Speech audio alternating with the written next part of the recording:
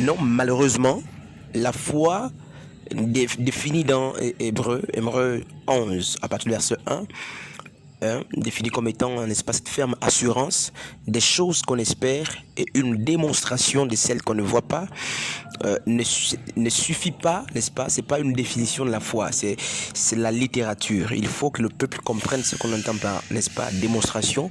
Il faut que le peuple tout de même comprenne ce qu'on entend, n'est-ce pas, par l'assurance ferme. Tout en sachant, n'est-ce pas, que l'assurance est toujours basée sur un événement, sur quelque chose. Voyez-vous, bien aimé le Seigneur, lorsque nous lisons Genèse 1, la Bible nous dit, n'est-ce pas, que le sixième jour, n'est-ce pas, après la dernière créature, n'est-ce pas, de Dieu, de l'œuvre de Dieu, c'est l'homme. Donc, Dieu s'est reposé, n'est-ce pas, c'est-à-dire le septième jour, c'est le repos de Yahushua, de Dieu, n'est-ce pas, qui a tout créé.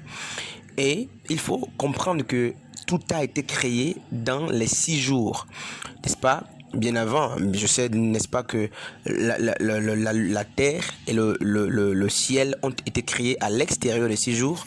Mais en fait, l'idée qu'on veut faire passer, c'est celle qui consiste à nous faire comprendre que Dieu a déjà tout créé. C'est pourquoi on dirait, n'est-ce pas, qu'il s'est reposé. C'est-à-dire que Dieu a, n'est-ce pas, cessé de créer. Alors, la foi, dit-on, la sœur disait, n'est-ce pas, que la foi crée des choses. En fait, c'est une mauvaise manière de penser.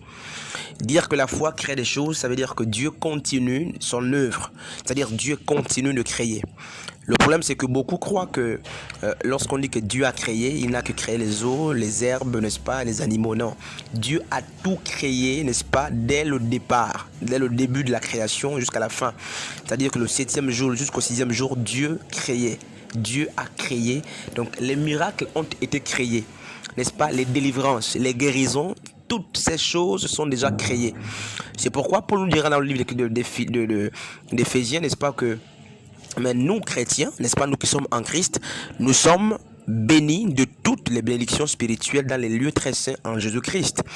Alors, quelqu'un qui a la foi, n'est-ce pas, ne va plus rien créer, n'est-ce pas?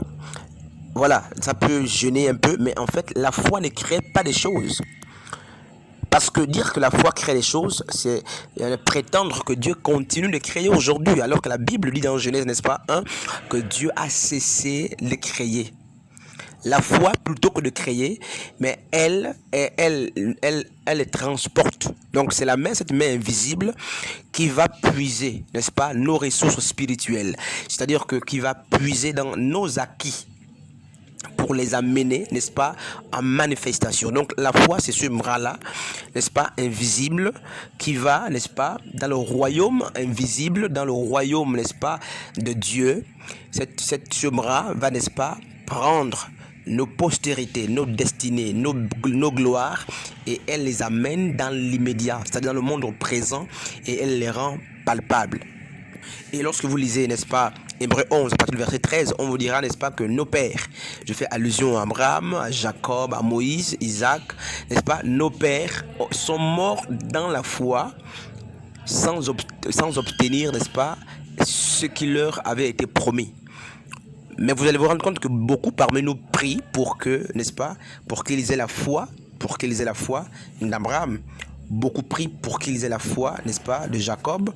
Beaucoup prient pour avoir cette foi de Moïse. Mais la Bible nous dit qu'ils sont morts dans la foi et ils ont vu de loin, n'est-ce pas, ce que Dieu leur avait promis. Donc, si nous voulons, n'est-ce pas, la foi, demandons une foi, non pas cette foi qui nous amène à voir des choses de loin, n'est-ce pas, en les saluant de loin, demandons une foi, n'est-ce pas, qui nous amène à obtenir, n'est-ce pas, ce que Dieu nous a promis. N'est-ce pas, lorsqu'on est mal enseigné, mais c'est normal qu'on torde les Écritures. Vous avez vu, n'est-ce pas, 1 Roi 4 nous dit, n'est-ce pas, par exemple, que Salomon est l'homme le plus sage de la terre. Mais c'est complètement faux, parce que Luc 11, n'est-ce pas, à partir du verset 31, on vous dira que Jésus homme, pas Jésus Dieu, Jésus homme était, n'est-ce pas, plus sage que Salomon. Et pour la petite histoire, Salomon était serviteur. Moi, je ne suis pas serviteur. Toi, tu n'es pas serviteur. Nous sommes des fils et des filles.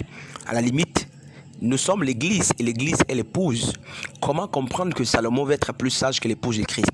Salomon, qui était serviteur, avait une portion de la sagesse. Et à son époque, dit-on, il était plus sage, n'est-ce pas, que sur sa génération. Et là, l'Église n'est pas encore née. Dieu ne peut pas, n'est-ce pas, avoir plus d'intimité avec un serviteur plutôt qu'avec son épouse, l'Église. Donc l'Église est nécessairement plus sage que Salomon parce que l'Église a la plénitude de l'Esprit de Dieu, ce que Salomon n'avait pas. Donc l'Église a la plénitude de l'Esprit de sagesse. Salomon avait la portion de l'Esprit. Il avait, n'est-ce pas, des goûts de l'Esprit, mais n'avait pas la plénitude. Et Salomon n'est pas l'office. Salomon n'était pas l'Église, ni l'épouse. Voilà, donc il faut sonder les Écritures, il faut les comprendre. N'est-ce pas? Donc pour finir, la foi, ce n'est pas qu'une ferme assurance. La foi, c'est une manière de vivre. N'est-ce pas? Voilà, la foi, c'est notre attitude, notre manière de vivre, de servir Dieu, c'est la foi. Tout se fait par foi, n'est-ce pas? Donc, voilà, frères et sœurs, elle ne crée plus, mais par la foi, nous allons, n'est-ce pas? Mais nous transportons, n'est-ce pas? Nos acquis spirituels lorsque nous en avons besoin pour les matérialiser, pour les rendre matériels, pour les rendre physiques, plus palpables.